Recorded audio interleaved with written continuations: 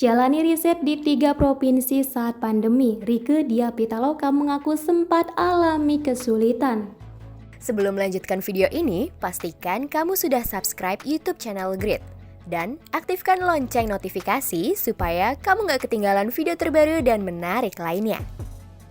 Aktris sekaligus politisi Rieke Diah Pitaloka baru saja meraih gelar S3 di jurusan Ilmu Komunikasi Universitas Indonesia pada Sabtu 10 September 2022. Saat ditemui setelah upacara wisuda di Balairung Universitas Indonesia, Rieke Diah Pitaloka menceritakan pengalamannya mengambil riset penelitian untuk gelar doktoralnya tersebut.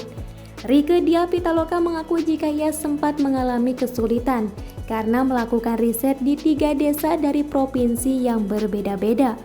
Adapun lokasi riset yang diambil yakni Desa Sibandang di Kabupaten Tapanuli Utara, Sumatera Utara. Kemudian Desa Muara Gembong, Jawa Barat, dan Desa Tegal Alang di Kabupaten Gianyar, Bali. Kesulitan yang dialami karena waktu riset berbarengan dengan adanya pandemi COVID-19. Rieke pun menceritakan jika dirinya pernah terkena COVID-19 sebanyak 2 kali. Akan tetapi, pandemi COVID-19 tak menyurutkan usaha Rieke untuk menyelesaikan risetnya tersebut. Maka dari itu, Rieke tak segan untuk terjun langsung ke 3 desa tersebut. Saya pernah COVID gitu ya? 2-3 kali lah. Jadi tapi mungkin karena kasihan lagi disertasi jadi cepat sembuh. Kayak gitu risetnya langsung terjun langsung terjun. Alhamdulillah dikasih kesempatan untuk mengerjakannya. Ada tim yang membantu ya, teman-teman dari Data Desa Presisi. Ini hasil Institut Pertanian Bogor. Lalu kemudian disertasi saya temuannya adalah bagaimana suatu data yang akurat dan aktual dari desa itu tidak bisa digunakan karena tidak ada peraturan perundang-undangannya. Jadi nggak bisa digunakan meskipun data mereka lebih presisi.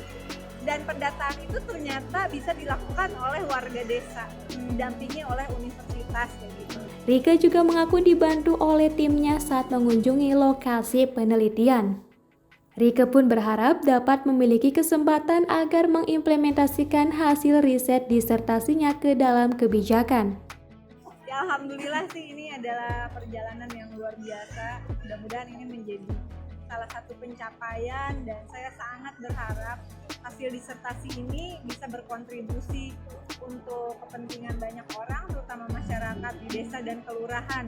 Karena setelah ini tentu nggak cukup kalau cuma dapat gelar buat apa, saya pikirnya gitu ya.